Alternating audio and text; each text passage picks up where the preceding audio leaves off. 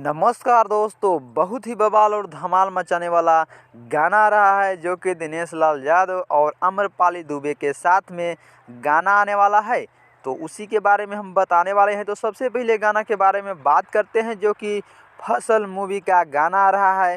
फसल मूवी भी बवाल धमाल मूवी है, तो उसके ही गाना आ रहा है। फसल मूवी का गाना के नाम है मरून कलर सड़िया। एकदम बवाल और ख़तरनाक गाना होने वाला है जो कि देख सकते हैं दिनेश लाल यादव कैसे पायल पहनाते हैं अम्रपाली दुबे का। देखिएगा तो एकदम हंसी आने वाला है वीडियो में। तो गाना को गाए हैं कल्पना और नीलकमल सिंह और गाना को लिखे हैं प्यारे लाल यादव और म्यूजिक दिए हैं ओम झा।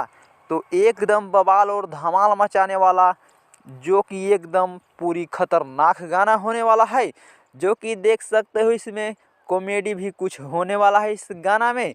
तो जा कर के देखिए, बवाल धमाल गाना आ रहा है आज सुबह 6 बजे वर्ल्ड वाइडर भोजपुरी के यूट्यूब चैनल से गाना आ रहा है। तो एकदम बवाल धमाल मचा दीजिए, लाइक कमेंट के बारिश कर दीजिए।